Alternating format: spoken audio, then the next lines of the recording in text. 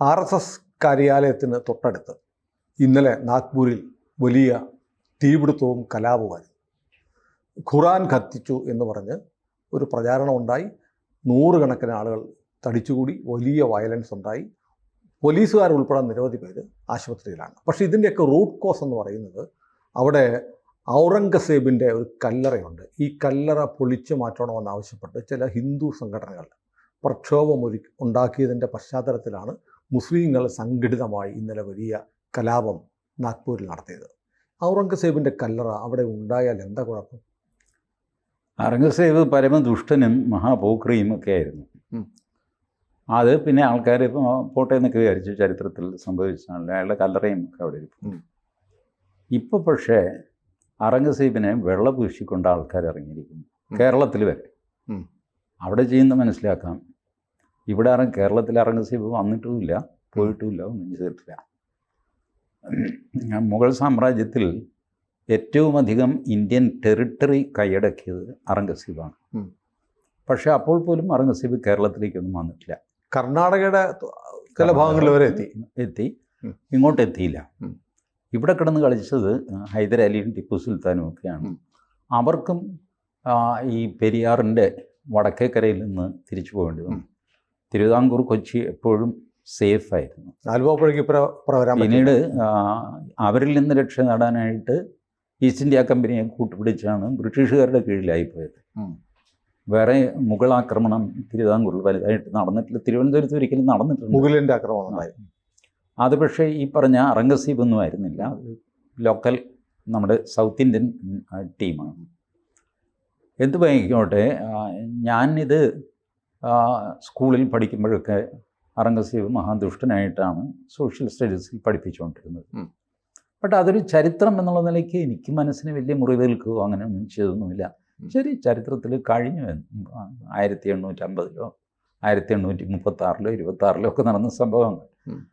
അപ്പോൾ ആ രീതിക്ക് വിദ്യാർത്ഥികളെ സമയത്തോളം അതൊരു പ്രശ്നമൊന്നും ആയിരുന്നില്ല. ഇപ്പം ആ പാഠങ്ങളൊന്നും ഇല്ല എന്നാണ് ഞാൻ മനസ്സിലാക്കുന്നത്. അതിന് പകരം ഔറംഗസേബിനെ ഇവിടെ ഓൾറെഡി വെള്ളപൂശി. അങ്ങേര് തുന്നൽ പണിയായിട്ട് ജീവിച്ച മനുഷ്യനാണ്. ചക്രവർത്തി, മുഗൾ ചക്രവർത്തി.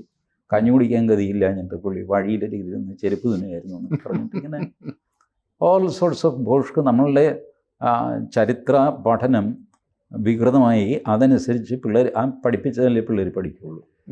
ചെഗുവേര മഹാനാണെന്ന് നിങ്ങൾ പഠിപ്പിച്ചു, ചെഗുവേര ചെയ്തുകൊണ്ടിരുന്ന കാര്യങ്ങൾ പിള്ളേർ ചെയ്യുന്നു. മയക്കുമരുന്ന്, കഞ്ചാവ് ഒക്കെ ആയിട്ട്. ഇതിൻ്റെ ഉസ്താദായിരുന്നു ആ മനുഷ്യൻ. അപ്പം ഇതൊക്കെ സംഭവിച്ചു. അത് കഴിഞ്ഞ് കോളേജിൽ പഠിക്കുന്ന കാലത്താണ് ഞാൻ ആദ്യമായിട്ട് ഡൽഹിയിൽ പോകുന്നത്. ഡൽഹിയിൽ അന്ന് ചെങ്കോട്ടയിൽ ലൈറ്റ് ആൻഡ് സൗണ്ട് ഷോ ഉണ്ട്, ഹിന്ദിയിലും ഇംഗ്ലീഷിലും. 1 മണിക്കൂർ ഹിന്ദി, അത് കഴിഞ്ഞാൽ ഇംഗ്ലീഷ്. 2 ഷോയ്ക്കും പ്രത്യേകം ഭാഷ അറിയാവുന്നവർക്ക് കയറാം, ടിക്കറ്റ് എടുത്ത് വേണം കയറാം. അപ്പോൾ അതിൽ ഇന്ത്യ ചരിത്രം ശബ്ദത്തിലൂടെയും വെളിച്ചത്തിലൂടെയും നമ്മളെ കാണിക്കും. ചെങ്കോട്ടയുടെ നടുക്ക് കസേരയിട്ട് നമ്മളെ ഇരുത്തും. എന്നിട്ട് 4 വശത്തും ഇന്ത്യ ചരിത്രം ഇങ്ങനെ ലൈറ്റിലായിട്ടും പട്ടാളക്കാർ മാർച്ച് ചെയ്യുന്ന ശബ്ദം, വെളിച്ചം, അത് ഇത്. അപ്പോൾ ഇപ്പുറത്തുനിന്നൊരു സ്പീക്കറിൽ ആജ്ഞ കേൾക്കുന്നു.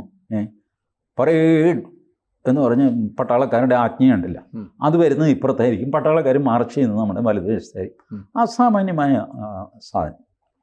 അപ്പോൾ അതിൽ ഔറംഗസേബിൻ്റെ കാലഘട്ടം ഇതൊക്കെ ഒരു 5 മിനിറ്റ് വെച്ച് തീർക്കുകയാണ്. കാരണം ചെങ്കിസ് ഖാൻ, തൈമൂർ മുതൽ മംഗോൾസിൻ്റെ ആക്രമണം മുതൽ ഇങ്ങോട്ട് ഇന്ത്യ ചരിത്രം കാണിക്കുകയാണ്. അതിൽ ഔറംഗസേബ് വന്നു കഴിഞ്ഞപ്പോൾ ഒരു പെർട്ടിക്കുലർ പോർഷനാണ് ഔറംഗസേബിന് ആരായിരുന്നു ഔറംഗസേബ് എന്ന് കാണിക്കാൻ വളരെ പെട്ടെന്ന് അവർ ചെയ്തത്. ഔറംഗസേബിൻ്റെ കാലത്ത് സംഗീതജ്ഞന്മാർ ഒരു ശവപ്പെട്ടിയുമായിട്ട് ഘോഷയാത്ര നടത്തുന്നു. ഔറംഗസേബ് ഈ കൊട്ടാരത്തിൻ്റെ മട്ടുപ്പാവിലിരുന്ന് കാണുന്നു താഴെ ഇവർ പോകുന്നത്. അപ്പോൾ ഔറംഗസേബ് ചോദിക്കുന്നു, ഇത് ഇംഗ്ലീഷിലാണ്. ഔറംഗസേബ് ചോദിക്കുന്നു, who are they, what are they doing? അപ്പോൾ ഇയാൾ പറയുന്നു, സാർ, സംഗീതത്തിൻ്റെ ശവവും കൊണ്ട് പോവുകയാണ്. കാരണം ഔറംഗസേബ് സംഗീതം നിരോധിച്ചിരുന്നു.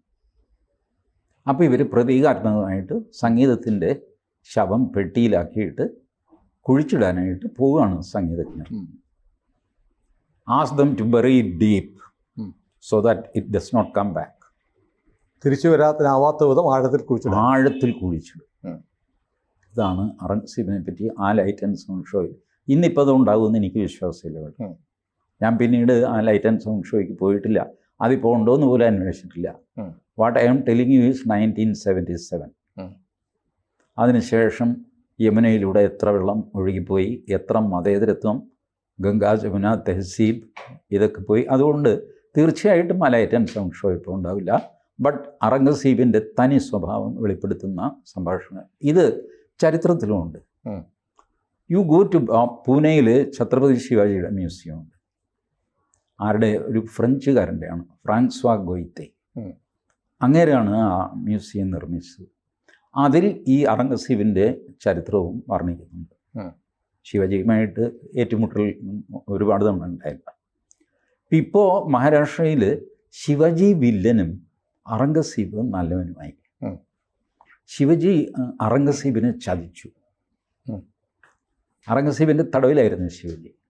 ശിവജി പൂ കൊണ്ടുവരുന്ന, ഔറംഗസീബിന് വേണ്ടിയിട്ട് പൂ കൊണ്ടുവരുന്ന വലിയ കൊട്ടയുണ്ട്. അതിനകത്ത് ഒളിച്ചിരുന്നിട്ട് ശിവജി ഇയാളുടെ പിടിയിൽ നിന്ന് പുറത്തു കടന്നു. അതൊരു ചതിയല്ലേ ചെയ്തു? അങ്ങനെ ജയിലിൽ ചാടാമോ? അതുകൊണ്ട് ശിവജി മോശക്കാരൻ. ശിവജി മറ്റേ എന്ത് ഖാനാണത്? ആഗാ ഖാൻ, ഔറംഗസീബിൻ്റെ സൈന്യാധിപൻ. ഇയാളെ കാണാൻ പോയി. സന്ധി സംഭാഷണമാണ്. ശിവജിക്കറിയാം ഇവൻ ചതിക്കും. അതുകൊണ്ട് ശിവജി ഈ ചങ്ങല കൊണ്ടുണ്ടാക്കിയ ഒരു കോട്ട് ഇതിനകത്തിട്ടിരുന്നു. ഇരുമ്പിൻ്റെ ഇങ്ങനെ റൗണ്ടായിട്ട് ചങ്ങല അതിങ്ങനെ കിടക്കും. അതിലൂടെ നിങ്ങൾക്കൊരു കത്തിയോ സംഗതിയോ കയറ്റാൻ പറ്റില്ല. അതേസമയം ഫ്ലെക്സിബിളുമാണ്, ഷർട്ട് പോലെയുള്ള. ഇതിട്ടുകൊണ്ടാണ് ശിവജി പോകുന്നത്. അതേസമയം ശിവജിയുടെ കൈവിരലിൽ പുലി നഖങ്ങൾ ഫിറ്റ് ചെയ്തിട്ടുണ്ട്. അപ്പം നേരെ പോയി ഇയാൾ ഖാൻ എണീറ്റിട്ട് ശിവജി. ഖാൻ നല്ല ഹൈറ്റാണ്, ശിവജി ഹൈറ്റ് കുറവായിരുന്നു, 5 അടി ഹൈറ്റേ ഉള്ളൂ. കെട്ടി അങ്ങ് പിടിച്ചിട്ട് പുറകെ കൂടെ കത്തി കുത്തി ഇറക്കി. കത്തി ഇറങ്ങുന്നില്ല, ഈ ഇരുമ്പിൽ തട്ടിയിട്ട് കത്തി സ്ലിപ്പായി. അതേസമയം ശിവജി ഈ പുലി നഖം കൊണ്ട് ഇവനെ അങ്ങോട്ട് പിടിച്ച് ഞെരിച്ച് അമർത്തി ചോര വാർന്ന് അവൻ മരിച്ചുപോയി. ചതിയല്ലേ ശിവജി കാണിച്ചത്? ശിവജി മോശം, ഖാൻ നല്ലവൻ. ഈ നരേറ്റീവ് നടത്താൻ തുടങ്ങി. ഇതൊന്നും അനുവദിച്ചു കൊടുക്കാൻ പറ്റില്ല. അപ്പോഴാണ് ആരോ പറഞ്ഞത്, അത് ഒഫീഷ്യലി ഒരു ഹിന്ദു സംഘടനയൊന്നുമല്ല, ഇതിനു വേണ്ടി സംഘടന തട്ടിക്കൂട്ടും ആൾക്കാർ. ഞാൻ പറഞ്ഞത് സുനിലും കൂട്ടരും കേൾക്കുന്നില്ല, ഞാൻ എന്താ ചെയ്യുന്നത്? ഞാൻ പറഞ്ഞാൽ കേൾക്കുന്ന ഒരു 5 പേരെയും വിളിച്ച് ചെറിയൊരു ഗ്രൂപ്പ് ഉണ്ടാക്കിയിട്ട് വാടാ നമുക്കിതിന് ചോദിച്ചിട്ട് വേറെ കാര്യം എന്ന് പറഞ്ഞിട്ടൊരു ഗ്രൂപ്പായിട്ട് അങ്ങനെ. ഇങ്ങനെ പലവിധ ഗ്രൂപ്പുകൾ മുളയ്ക്കും. അതിലൊരു ഗ്രൂപ്പ് ഞങ്ങൾ പൊളിച്ച് ദൂരെ കളഞ്ഞ സാധനം. വല്ല കാര്യവും ഉണ്ടായിരുന്നു? ഹിസ്റ്ററിയിൽ ഇത് സംഭവിച്ചു, എല്ലാവരും അക്സെപ്റ്റ് ചെയ്ത് അതങ്ങ് പോകണ്ടേ? ബട്ട് അതിന് പകരം ഔറംഗസീബിനെ മാന്യനാക്കി അടങ്ങുള്ളൂ. യാക്കൂബ് മെമൻ്റെ സ്മാരകമുണ്ട് മുംബൈയിൽ. യാക്കൂബ് മെമൻ്റെ അയാളുടെ ശവകുടീരത്തിൽ പ്രാർത്ഥന, അവിടെ അലങ്കാരം, ദീപാലങ്കാരം ഇതൊക്കെ നടത്തുന്നുണ്ട്. ഇതൊന്നും അനുവദിച്ചു കൊടുക്കാൻ പറ്റില്ല. ഒരു പരിഷ്കൃത സമൂഹത്തിൽ അനുവദിച്ചു കൊടുക്കാൻ പറ്റില്ല. ഔറംഗസീബ് ആരുടെ അപ്പൂപ്പനാണ് എനിക്ക് മനസ്സിലാവണില്ല. ഔറംഗസീബും ഇന്ത്യയിൽ ഇപ്പോഴുള്ള മുസ്ലിങ്ങളും തമ്മിലുള്ള ബന്ധം, ഔറംഗസീബിൻ്റെ കാലത്ത് മതം മാറിയ ആരെങ്കിലും കൂട്ടത്തിലുണ്ടാകും എന്നുള്ളതല്ലാതെ ഒരു ബന്ധവും ഇതൊന്നുമില്ല. ഇവരൊക്കെ വിദേശികളായിരുന്നു. മംഗോളിയയിൽ നിന്നോ തുർക്കിയിൽ നിന്നോ അവിടെ നിന്ന് ഇവിടെ നിന്നൊക്കെ വന്ന ആൾക്കാർ കൊള്ളയടിച്ചു, ഇവിടെ താമസിച്ചു. അതുകൊണ്ട് ഇവിടുത്തുകാരാകുന്നു. ഇവിടെ മരിച്ചു. ഇത് സുഖമായിട്ട് താമസിക്കാവുന്ന ഒരു സ്ഥലം ഇന്ത്യയാണ്, അല്ലാതെ തുർക്കിയാണ്. ഈ ഔറംഗസീബിൻ്റെ ബാപ്പ ഷാജഹാൻ പറഞ്ഞറിയില്ലേ? പ്രേക്ഷകർക്ക് അറിയായിരിക്കും. അതായത് ഇയാൾ ജയിലിൽ കിടക്കുകയാണല്ലോ. ജയിലിൽ കിടക്കുമ്പോൾ ഒരു തുള്ളി വെള്ളം പോലും കൊടുത്തിരുന്നില്ല. എനിക്കൊരു ഹിന്ദു പുത്രൻ ഉണ്ടായിരുന്നെങ്കിൽ അവൻ വെള്ളമെങ്കിലും തന്നേനെ എന്നാണ് തന്ത പറഞ്ഞിട്ടുള്ളത്. ഇവരുടെ ചരിത്രത്തിൽ നിറച്ച് ഇതുപോലത്തെ ഇതാണ്. ഇവൻ താജ്മഹൽ പോലും ഉണ്ടല്ലോ. ആ മുംതാസ് എന്ന് പറയുന്ന സ്ത്രീ, അവരെത്രാമത്തെ ഭാര്യയായിരുന്നു ഇയാളുടെ? 7ാമത്തെ 14ാമത്തെ, മൊത്തം 14 ഭാര്യമാർ. അതിനകത്ത് 7ാമത്തെ ആയിരുന്നു മുംതാസ്. ആ മുംതാസിനോടുള്ള പ്രണയത്തിന് അങ്ങനെ താജ്മഹൽ ഉണ്ടാക്കി. മണ്ണാങ്കട്ടയാണ്. ഒരു വലിയ നുണയാണ്. അവർ മരിച്ചത് ഉത്തർപ്രദേശിലെ ഒരു സ്ഥലത്ത് വെച്ചാണ്. അവിടെ തന്നെ അവരെ കുഴിച്ചിട്ടു. കുറച്ചു കാലം കഴിഞ്ഞപ്പോൾ അവരെ കുഴി മാന്തിയിട്ട് ഇതിനകത്ത് കൊണ്ടുവന്നാക്കി. ഇത് വാസ്തവത്തിൽ രാജസ്ഥാനിലെ രാജാക്കന്മാരുടെ ബിൽഡിംഗ് ആയിരുന്നു. കാശ് കൊടുത്ത് ഷാജഹാൻ മേടിച്ചാണ്. അതിൻ്റെ ആധാരമൊക്കെ ഇപ്പോഴും ഉണ്ട്. ഈ ബിൽഡിങ് അവരുടെ ആയിരുന്നു. യമുനാ നദിയുടെ തീരത്ത് കണ്ണായ സ്ഥലത്ത് നിങ്ങളൊരു ബിൽഡിംഗ് ഉണ്ട്, അതെനിക്ക് തരുമോ എന്ന് ചോദിച്ച് ഷാജഹാൻ രാജസ്ഥാനിലെ രാജാവിന് കത്തയക്കുന്നു. ശരി, കൊടുത്തേക്കാമെന്ന് പറയുന്നു. വില നിശ്ചയിച്ച് കൊടുക്കുന്നു.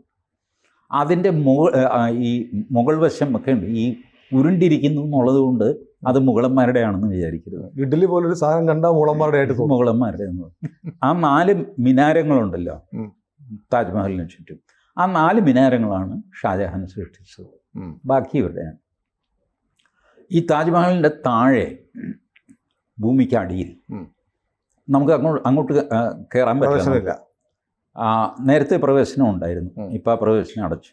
നമ്മൾ കയറുന്ന ആ തട്ട് പോലുള്ള സ്ഥലം, ആ തട്ട് ഈ ഒരു കുറേ മുറികളുടെ പുറത്താണ് ആ തട്ട് പണിഞ്ഞിരിക്കുന്നത്. ആ മുറിക്കകത്തേക്ക് ഇറങ്ങാനായിട്ട് ഇതിൻ്റെ പുറകുവശത്ത്, താജ്മഹലിൻ്റെ പുറകുവശത്ത്, അതായത് യമുനാ നദിയുടെ വശത്ത് ഇപ്പോഴും സ്റ്റെയർ കേസ് ഉണ്ട് പുറത്ത്. ആ സ്റ്റെയർ കേസ് ക്ലോസ് ചെയ്തിരിക്കുന്നു, ഇറങ്ങാൻ പറ്റില്ല. ബട്ട് അവിടെ ഇറങ്ങി കണ്ടവരുണ്ട്. ഇതിൻ്റെ താഴെ മുറികൾ അടച്ചിട്ടിരിക്കുന്നു. അതിൻ്റെ വീഡിയോസും ഉണ്ട്. ഈ മുറികൾ എന്തിനടച്ചിട്ടിരിക്കുന്നു, എന്താണ് ആ മുറിക്കുള്ളിൽ? ശിവക്ഷേത്രമാണെന്നൊക്കെ പറഞ്ഞത്. അതെ, ഒന്നുകിൽ ശിവക്ഷേത്രം തകർത്തതിൻ്റെ അവശിഷ്ടങ്ങൾ ഈ മുറികൾക്കുള്ളിൽ കൂട്ടിയിട്ടുണ്ട്, അല്ലെങ്കിൽ എന്തെങ്കിലും ഉണ്ട്. അപ്പം ഞാനിത് നമ്മളുടെ ആർക്കിയോളജിക്കൽ സർവേയിലെ റിട്ടയർ ചെയ്ത കെ മുഹമ്മദ് സാറുണ്ടല്ലോ, നിഷ്പക്ഷൻ നല്ല മനുഷ്യൻ. ഞാൻ അദ്ദേഹത്തോട് ചോദിച്ചു, സാർ എന്താണ് ഈ മുറികൾക്കുള്ളിൽ, എന്തിനാണ് ഈ ദുരൂഹത?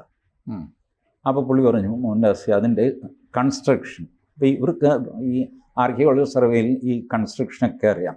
പേർഷ്യൻ കൺസ്ട്രക്ഷൻ, ഹിന്ദു കൺസ്ട്രക്ഷൻ, ബുദ്ധന്മാർ കൺസ്ട്രക്ട് ചെയ്യുന്ന അതിലുപയോഗിക്കുന്ന ടെക്നിക്ക്, അതിലെ കല്ല് ചിലത് ഇവിടെ ചുമന്ന കല്ലാണെങ്കിൽ ഡയഗണലി ഓപ്പോസിറ്റ് വെള്ളക്കല്ലായിരിക്കും, എങ്കിലേ ഫോഴ്സ് ബാലൻസ് ചെയ്യുള്ളൂ. ഇതൊക്കെ പഴയ ആർക്കിയോളജി ടെക്നിക്സ്, അതെല്ലാം ഇവർക്കറിയാം.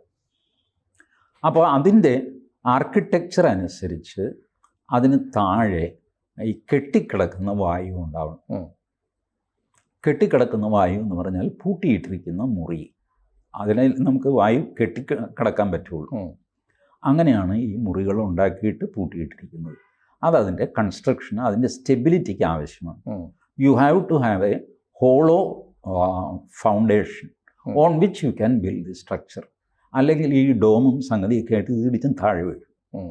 ഇതിൻ്റെ ഹോൾഡിങ്ങിന് വേണ്ടിയിട്ടാണ്. ഞാൻ പറഞ്ഞു, സാർ ശരി, സമ്മതിച്ചു. അതൊന്നും തുറന്ന് കാണിക്കുക, ഇതിനകത്തൊന്നുമില്ല, ഹോളോയാണ് ഇതിൻ്റെ ബിൽഡിങ്ങിൻ്റെ ആവശ്യം.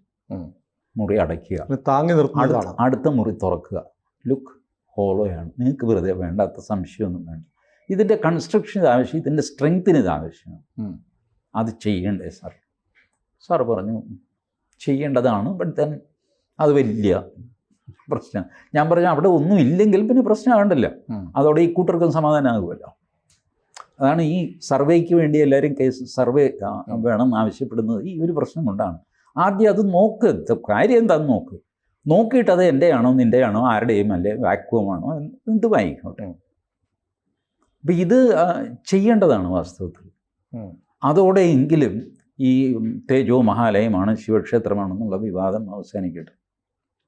കാരണം നോക്ക്, ഇവരാരും തന്നെ ഔറംഗസീബ്, ബാബർ മുതൽ ഔറംഗസീബ് വരെ പ്ലെയിൻ ഗ്രൗണ്ടിൽ പണിഞ്ഞ ഒരു പള്ളി കാണിച്ചു തരാം. ശരിയാണ്. ഒന്നും സകല പള്ളിയും വിവാദത്തിലാണ്.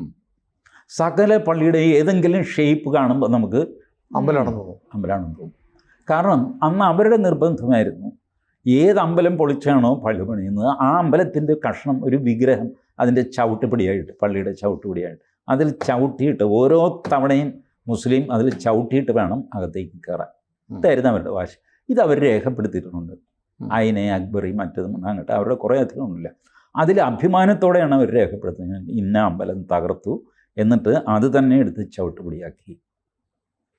ഇതല്ലാതെ പ്ലെയിനായിട്ട് പറഞ്ഞ മോസ്ക് ഇന്ത്യൻ മുസ്ലിങ്ങൾ കാശ് മുടക്കി പണിത മോസ്ക് ഉണ്ട്. അല്ലാതെ ഈ പറഞ്ഞ വൈദേശിക ആക്രമണകാരികൾ ഓരോറ്റ സ്ഥലത്ത് ഓരോറ്റ പള്ളി ഇൻഡിപെൻഡൻ്റ് ആയിട്ട് നിരപ്പായ സ്ഥലത്ത് ഇവിടെ നമുക്ക് പള്ളി പണിയാം, 10 ഏക്കർ സ്ഥലമുണ്ട്, കൊള്ളാം, നല്ല കോമ്പൗണ്ടുണ്ട്, ഇങ്ങനെ പണിഞ്ഞിട്ടില്ല. കാരണം പള്ളി പണിയലായിരുന്നില്ല അവരുടെ ഉദ്ദേശം. അമ്പലം നശിപ്പിക്കുക, അമ്പലം രണ്ടാമത് പൊങ്ങി വരാതിരിക്കാനായിട്ട് അതിനു മുകളിൽ പള്ളി ഉണ്ടാക്കി. അമ്പലത്തെ ആക്ഷേപിക്കുക, വിഗ്രഹാരാധനയെ തകർക്കുക. ഇത് അവർക്ക് അഭിമാനമായിരുന്നു അന്ന്. It is some 300 years, 400 years, 500 years back. നിങ്ങളുമായിട്ട് ഒരു ബന്ധവുമില്ലാത്തൊരു ആക്രമണകാരി ഇതൊക്കെ കാണിച്ചു എന്ന് പറഞ്ഞിട്ട് ഇന്ത്യൻ മുസ്ലിംസ് ഇപ്പോൾ ബഹളം വയ്ക്കുന്ന എന്തിനാ? Why do they justify dum? അത് ജസ്റ്റിഫൈ ചെയ്യുമ്പോൾ ഇപ്പുറത്തുള്ളവർക്ക് സഹിക്കില്ല. ഈ ഹിസ്റ്ററി നിങ്ങൾക്ക് ഹിസ്റ്ററി നിഷേധിച്ച് മുന്നോട്ട് പോകാൻ പറ്റില്ല. ഹിസ്റ്ററി അക്സെപ്റ്റ് ചെയ്തേ മുന്നോട്ട് പോകാൻ പറ്റും. അത് കടുപ്പപ്പെട്ടതായിരിക്കാം. ഇപ്പം ജർമ്മനിയിൽ ഹോളോകാസ്റ്റ് ഡിനയൽ ഒരു ഒഫൻസാണ്. ഹോളോകാസ്റ്റ് നടന്നില്ല എന്നൊരാൾ പറയട്ടെ, ഹിറ്റ്ലർ ജൂതന്മാരെ ഒന്നും കൊന്നിട്ടില്ല, അറസ്റ്റിലാകും. ജർമ്മനിയിൽ അറസ്റ്റിലാകും. അങ്ങനെ പറയാൻ പാടില്ല. യു കനോട്ട് ഡിനൈ, അത് സത്യമാണ്. എന്നിട്ടും ഹിറ്റ്ലറെ അനുകൂലിക്കുന്ന പാർട്ടിയൊക്കെ ജർമ്മനിയിലുണ്ട്. പക്ഷേ അവർ പോലും നിയമവിരുദ്ധമെന്ന് പറഞ്ഞുകൊണ്ട് ഹോളോകാസ്റ്റ് ഡിനയൽ പാടില്ല. It's A criminal offence. ഇവിടെ ഹോളോകാസ്റ്റ് ഡിനയൽ ക്രിമിനൽ ഒഫൻസ് ആക്കാം, സമ്മതിക്കില്ല. ലക്ഷക്കണക്കിന് ആൾക്കാരെയാണ് ഈ ഔറംഗസീബൊക്കെ കൊന്നുകളഞ്ഞത്. മുഹമ്മദ് ബിൻ തുഗ്ലക് അയാൾ എന്താ ചെയ്തത്? എല്ലാവരും തുഗ്ലക് പരിഷ്കാരം എന്ന് പറയില്ല, എന്താ സാധനം? എന്തെങ്കിലും ഭ്രാന്തൻ പരിഷ്കാരം വരുമ്പോൾ തുഗ്ലക് പരിഷ്കാരം.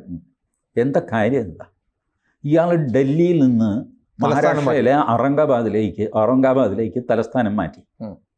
കാരണം ഇന്ത്യയുടെ സെൻറ്റർ എന്ന് പറയുന്നത് മഹാരാഷ്ട്രയാണ്, ഔറംഗാബാദാണ്. അത് മതി തലസ്ഥാനം മാറ്റുന്നത് ശരി. ഇങ്ങനെ പറഞ്ഞു ഡൽഹിയിലെ ആൾക്കാർ മുഴുവൻ ഔറംഗാബാദിൽ വന്ന് താമസിക്കണമെന്ന് പറഞ്ഞു.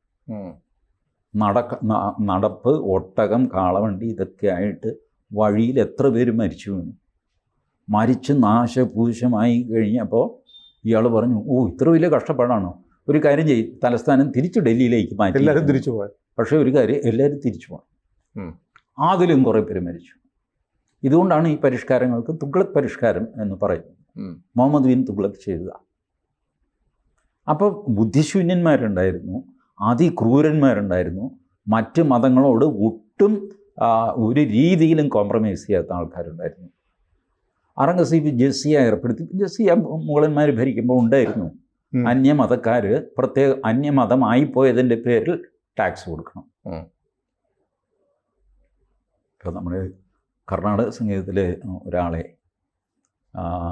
ഹിന്ദിക്കാരെയൊക്കെ പുച്ഛിച്ചുകൊണ്ട് പുള്ളി ഇങ്ങനെ പറഞ്ഞു, അളിവേണി എന്തു ചെയ്യൂ. ഇങ്ങനൊരു പാട്ടൊക്കെ ഉത്തരീതിക്കാർക്ക് ഉണ്ടാക്കാൻ പറ്റുമോ? സ്വാതിരുന്നാളിനെയൊക്കെ കാലം. ഞാൻ പറഞ്ഞു, സാർ ആ സമയത്തെ അവർ ജെസ്സിയെ കൊടുക്കാനായിട്ട് കാശിൽ പരക്കം വഴിയായിരുന്നു. അവർക്ക് അളിവേണി എന്ന് പറഞ്ഞിട്ട് പ്രണയരംഗം ഉണ്ടാക്കാൻ പറ്റില്ല സാർ. അവരനുഭവിച്ച കഷ്ടപ്പാട് ആലോചിച്ച് നോക്ക്. We were safe in Travancore. നമുക്ക് ഒരു പ്രശ്നം ഉണ്ടായിട്ടില്ലല്ലോ, പ്രകൃതിക്ഷോഭമൊന്നും പോലും ഉണ്ടായിട്ടില്ല. 1924 അല്ലെങ്കിൽ 99 വെള്ളപ്പൊക്കം എന്നൊക്കെ പറയുന്ന ചില സംഭവങ്ങളല്ലാതെ വി വെർ അബ്സല്യൂട്ട്ലി കംഫർട്ടബിൾ. ഇപ്പോഴും കംഫർട്ടബിളാണ്. Air condition, naturally air condition ചെയ്ത സാധനങ്ങളാണ്. 34 ഡിഗ്രി ചൂടായി കഴിഞ്ഞാൽ ടി വിയിൽ കടുത്ത ചൂട്. 50 ഡിഗ്രി ചൂടാണ് മഹാരാഷ്ട്രയിൽ. അയവർ 50 ഡിഗ്രി സെൻറ്റിഗ്രേഡിൽ ജോലി ചെയ്തവനാണ് ഞാൻ. ഇവിടെ 34, 36 എന്നൊക്കെ പറഞ്ഞ് നിലവിളിക്കുന്നു. ഞാൻ ഒന്നും മിണ്ടാനൊന്നും പോകാറില്ല. കാരണം ഇവിടെ നമ്മൾ എയർ കണ്ടീഷനിൽ ജീവിച്ച ആൾക്കാർ. അപ്പോൾ അവർ അനുഭവിച്ച് അത് ഡിനൈ ചെയ്യുമ്പോൾ അവർക്കുണ്ടാകുന്ന ധാർമ്മിക രക്ഷ അതിഭയങ്കരമായിരുന്നു. അതാണ് ഇപ്പോൾ ഇന്നലെ നടന്നത്. ഡിനൈ ചെയ്യുക മാത്രമല്ല, ശിവജി കൊളരുതാത്തവനും ഔറംഗസേബ് നല്ലവനുമാകും. ഇതാണ് പ്രശ്നം. അപ്പോൾ ഈ ചെയ്യാൻ പോകുന്നത് ഔറംഗസേബിൻ്റെ അംശങ്ങൾ എവിടെയൊക്കെ ഉണ്ടോ അതെല്ലാം എടുത്ത് അവർ കളയും. പക്ഷേ ഇന്നലെ ബഹളം വെച്ച് കഴിഞ്ഞാലുണ്ട് തല്ലുകൊണ്ട് അവശ നിലയിലാകും. പക്ഷെ ഇന്നലെ വളരെ കാൽക്കുലേറ്റഡ് ആയിട്ടുള്ളൊരു മൂവാണ് നടന്നത്. കാരണം ഇത് അവർക്കൊരു സംശയമുണ്ട്, ഇത് ചിലപ്പോൾ ഇതൊക്കെ പൊളിച്ച് കളയുമോ. അതുകൊണ്ട് അവരെന്ത് ചെയ്യും? महल में किया है. ഡോക്ടർ കേശവറാം ഹെഡ്ഗേവാർ 1925 RSS സ്ഥാപിച്ചു. മൊഹിതേവാദ എന്ന സ്ഥലത്താണ്. മഹലിന് അധികം ദൂരമൊന്നുമല്ല. അപ്പോൾ മഹൽ RSSൻ്റെ ഒരു കേന്ദ്രമാണ്. RSSൻ്റെ ഹെഡ്ക്വാർട്ടേഴ്സും മഹലിൽ തന്നെയാണ്. ഈ സംഭവം നടന്നത് അതിന് വാതുക്കലാവണമെന്നില്ല, 2 കിലോമീറ്റർ വലിയൊരു ഏരിയ ആണ്. ഒരു 3-4 സ്ക്വയർ കിലോമീറ്റേഴ്സ് എങ്കിലും മഹൽ എന്ന് പറയുന്ന ഏരിയ വരും. RSS സ്ഥാപിച്ചു കഴിഞ്ഞിട്ട് ആദ്യം സംഭവിച്ചത് അന്ന് ഈ രാമനവമി ഘോഷയാത്ര. രാമനവമി ഘോഷയാത്ര നാഗ്പൂരിൽ നിരോധിച്ചിരിക്കുകയാണ്. അൺഒഫീഷ്യലി മുസ്ലിങ്ങൾ നിരോധിച്ചിരിക്കുകയാണ്. ആ ഘോഷയാത്രയൊന്നും പറ്റില്ല. രാമൻ വീട്ടിൽ മതി, റോട്ടിൽ ഇറങ്ങേണ്ട രാമൻ. ഇതായിരുന്നു. By the time it was 28 or 29. ഇത് ഞാൻ ഓർക്കുന്നില്ല. അതാണ് RSS ആദ്യമായിട്ട് നടത്തിയ ഒരു പ്രകടനം. യോഗ് ചാപ്പ് എന്ന് പറഞ്ഞിട്ട് ഇങ്ങനെ ക്ലിം ക്ലിം ശബ്ദം ഉണ്ടാകുന്ന ഇതുണ്ട്. അതുമായിട്ട് RSS ഉള്ള RSSകാരാണ് 4-7 പേരേ ഉള്ളൂ. ഇത് നടത്തി കഴിഞ്ഞപ്പോൾ മുസ്ലിങ്ങൾക്ക് സിഗ്നൽ കിട്ടി, it is going to be dangerous. ഇത്തവണ ഹിന്ദുക്കൾ രാമനവമി ഘോഷയാത്ര നടന്നു, അടി നടന്നു, നല്ല വൃത്തിയായിട്ട് അങ്ങോട്ടും ഇങ്ങോട്ടും അടിച്ചു. ഒരുപക്ഷെ ഹിന്ദുക്കൾ തോറ്റുപോയി അതിന്, കാരണം ഓർഗനൈസ്ഡ് അല്ലല്ല. ബട്ട് ഓർഗനൈസ് ചെയ്യുക എന്നുള്ളൊരു ലക്ഷ്യം കുറച്ച് ഹിന്ദുക്കൾക്കെങ്കിലും ഉണ്ടായി എന്ന് കേശവ ബൽറാം ഹെഡ്ഗേവാർ വഴി ആദ്യമായിട്ടൊരു ചെറുത്തുനിൽപ്പുണ്ടായി. പിന്നീട് മെല്ലെ ശരിയായി. ഇനിയിപ്പോൾ അങ്ങനെ വീണ്ടും ഒരു ശുദ്ധികലശം വേണമെങ്കിൽ അത് നടത്താം. ഞാൻ പറഞ്ഞില്ലേ, ഈ സാധ്വി ഋതംബര അന്ന് നമ്മുടെ രാമജന്മഭൂമി കാലത്ത് പറഞ്ഞതാണ്, ഖൂൻ ഖരാബ ഹോത്താ ഹെ തോ ഏക് ബാർ ഹോ ജാനേ. ഒരു തവണ ഈ ചോരപ്പുഴ മറ്റ് രാജ്യം തെറിക്കുന്നെങ്കിൽ അങ്ങ് തെറിക്കട്ടെ, ഒരു തവണ അങ്ങ് തെറിക്കട്ടെ. അങ്ങ് തുമ്മിയാ തെറിക്കുന്ന മൂക്കാണ് ഈ രാജ്യമെങ്കിൽ അതങ്ങ് തെറിച്ചു പോട്ടെ. നമുക്ക് കാണാമല്ലോ, അങ്ങനെ തുമ്മിയാ തെറിക്കില്ല. ഒരുപാട് പേര് തുമ്മി ഈ മൂക്ക് തെറിച്ചിട്ടില്ല, ഇനിയും തെറിക്കാനും പോകില്ല. വേണമെങ്കിൽ തുമ്മിക്കോ. തുമ്മാനുള്ളവരെല്ലാം തുമ്മി തീർക്ക് വേഗം. വേറെ ജോലിയുണ്ട് മനുഷ്യന്. നമുക്ക് 5 ട്രില്യൺ എക്കോണമി ആക്കണം, നമുക്ക് ഒരുപാട് കാര്യങ്ങൾ ചെയ്യാനുണ്ട്. പക്ഷെ ഇന്നലെ ഒരു വല്ലാത്ത കളിയാണ്. ഖുറാൻ കത്തിച്ചു എന്ന് പറഞ്ഞ് വ്യാജ പ്രചാരണം നടത്തി വലിയ തോതിൽ മുസ്ലിം. ഖുറാൻ കത്തിച്ചു കഴിഞ്ഞാൽ എന്തിനാ ഇവർ ആളെ കൊല്ലാൻ ഇറങ്ങുന്നത്? ഒരു പുസ്തകം അത് കത്തിച്ചാൽ ശരി, കത്തിച്ചപ്പോൾ അവൻ പൊട്ടനാണ്, കാശ് കൊടുത്ത് പുസ്തകം മേടിച്ചിട്ട് കത്തിച്ച് കളയുക. അവൻ്റെ കാശ് അവൻ്റെ പുസ്തകം കത്തിച്ചോട്ടെ എന്ന്. കുറേ പേര് മനുസ്മൃതി കത്തിക്കാനായിട്ട് നടപ്പുണ്ടായിരുന്നു. കാശ് കൊടുത്ത് മേടിച്ച് കത്തിക്കട്ടെ. മനുസ്മൃതി എവിടെ കിട്ടി? ഇനി ഞാൻ കത്തിക്കുന്നിടത്തെങ്കിലും പോയി ഇതൊരു കോപ്പി കാണാമെന്ന് വിചാരിച്ചു. പണ്ട് മാതൃഭൂമി ഇറക്കിയിരുന്നു. അന്ന് എൻ്റെ DC ഇറക്കിയിട്ടുണ്ട്, എൻ്റെ ഒരു കോപ്പിയുണ്ട്. അല്ലെ, എനിക്കിത് വേണ്ട, അതുകൊണ്ട് ഞാനത് വായിച്ചില്ല. കാരണം ഈ മനുസ്മൃതി വെച്ചൊന്നും അല്ല നാട്ടിൽ ഭരിച്ചുകൊണ്ടിരുന്ന ആൾക്കാർ. എന്ത് കാര്യത്തിന് ഈ മനുസ്മൃതിയുടെ മെക്കിട്ട് കയറുന്നു എനിക്കറിയില്ല. മനുസ്മൃതി അതേസമയം നമ്മുടെ പഴയ ലോക്സഭയുടെ ഇതിൽ ആ ഡോമിൽ എഴുതി വെച്ചിട്ടുണ്ട്, അകത്തുനിന്ന് നോക്കിയാൽ കാണാം. ആർക്കെങ്കിലും കത്തിക്കണമെങ്കിൽ എൻ്റെ മനുസ്മൃതി ഞാൻ തരാം, കത്തിച്ചോട്ടെ. വേണ്ടത് കാശ് കൊടുത്ത് മേടിച്ചതല്ലേ, അത് സുനിലിൻ്റെ ഇരിക്കട്ടെ. അവനൊന്നുമില്ല, ഒരു മനുസ്മൃതി കാശ് കൊടുത്ത് മേടിച്ചിട്ടെങ്കിലും കത്തിക്കട്ടെ. കത്തിക്കാനായിട്ട് ഫ്രീ കൊടുക്കേണ്ട കാര്യമില്ല. അത് ശരിയാണ്. അപ്പോൾ ഈ പറഞ്ഞ ഇത്തരം പേടിപ്പിക്കൽസൊക്കെ അവസാനിപ്പിക്കുന്നതാണ് ഇന്ത്യൻ മുസ്ലിംസിന് നല്ലത്. ഒരു കാര്യമുണ്ട് കേട്ടോ, ഇന്ത്യൻ മുസ്ലിംസിന് വിവേകം വർദ്ധിച്ചു വരുന്നുണ്ട്. കഴിഞ്ഞ ഇപ്പം നടന്ന ഉത്സവത്തിന് ഈ ഉത്തർപ്രദേശ് ഒഴിച്ച് ബാക്കി 2-3 സ്ഥലത്ത് ബഹളമൊക്കെ നടന്നെങ്കിലും ഉത്തർപ്രദേശ് ശാന്തമായിരുന്നു. എന്താ കാരണം? യോഗി അവിടെയുണ്ട്. അതാണ് ഹോളി ഉത്സവം ഉണ്ടല്ലോ. ഈ ഹോളിക്ക് സംഭവിച്ചത് ഹോളി വെള്ളിയാഴ്ച, റംസാനിലെ വെള്ളിയാഴ്ച, ഇത് രണ്ടും കൂടെ ക്ലാഷ് ആകും. അപ്പോൾ അത് ക്ലാഷ് വേണ്ട, നിങ്ങളുടെ നിസ്കാരം ഉച്ചയ്ക്ക് ഒരു 2:30 ആക്കുന്നു. അങ്ങനെ ആക്കി സമാധാനപരമായിട്ട് നടന്നു. പക്ഷേ എല്ലാത്തിനും നടന്നില്ല. ഛത്തീസ്ഗഡിൽ ഒരു സ്ഥലത്തുണ്ടായി, ഗുജറാത്തിലുണ്ടായി, UP ഉണ്ടായില്ല, മഹാരാഷ്ട്രയിലുണ്ടായി. UP ശാന്തം. അതിന് കാര്യം എന്താണെന്നറിയാമോ? ചോദിക്കാൻ അവിടെ ആളുണ്ട്, അടിച്ച് പുറം പൊളിച്ച് കളയും. അടിക്കുമെന്ന് പറഞ്ഞാൽ അടിക്കും. പക്ഷേ അത് മനസ്സിലാവാത്തതുകൊണ്ടാണെന്ന് തോന്നുന്നു നാഗ്പൂരിൽ കാണിച്ചു തരാമെന്ന് ഇന്നലെ തീരുമാനിച്ചിട്ട് കുറച്ച് പേര് രംഗത്തിറങ്ങിയത്. നാഗ്പൂരിൽ ഇതിനു മുമ്പ് കാണിച്ചിട്ടുണ്ട്. ഭീകരാക്രമണം നടന്നിട്ടുണ്ട്. ആ ജംഗ്ഷനിൽ വെച്ച് തന്നെ ഇവർ നാഗ്പൂർ പോലീസ് വെടിവെച്ച് തീർത്തു.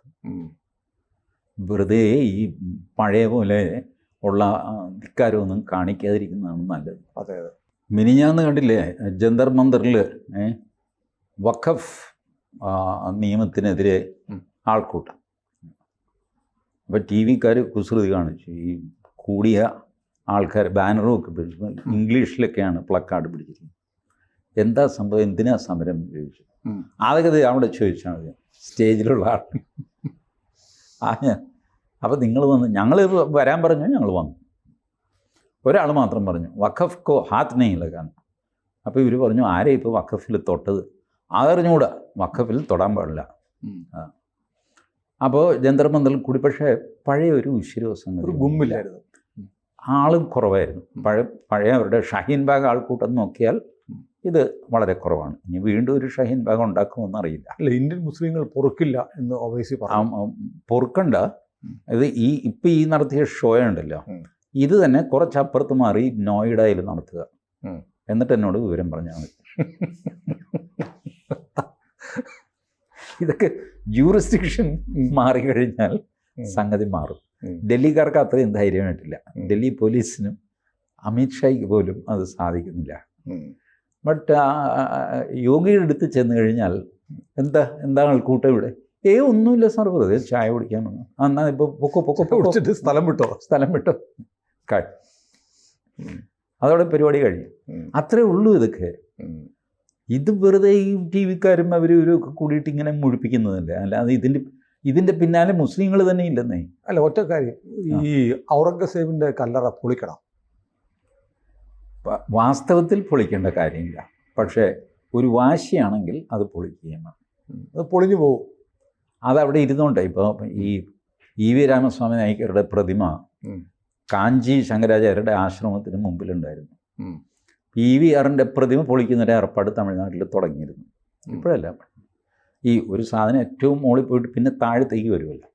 PVRൻ്റെ പ്രതിമ അടിച്ചു പൊളിക്കുക. അങ്ങനെ കാഞ്ചിയിലെത്തിക്കഴിഞ്ഞപ്പോൾ ശങ്കരാചാര്യൻ ഒരാളെ വിട്ടിട്ട് പറഞ്ഞു, നമ്മുടെ ആശ്രമത്തിന് മുമ്പിൽ സൈഡിലായിട്ട് അയാളുടെ ഒരു പ്രതിമയുണ്ട്, അത് പൊളിക്കരുതെന്ന് പറഞ്ഞു. ഞാൻ പറഞ്ഞു എന്ന് പറഞ്ഞു. അപ്പോൾ ഇയാൾ പോയി പറഞ്ഞു. അവർ ഇങ്ങോട്ട് വന്ന് സ്വാമിയെ കണ്ടു. സ്വാമി ഇതെന്ത് വരും?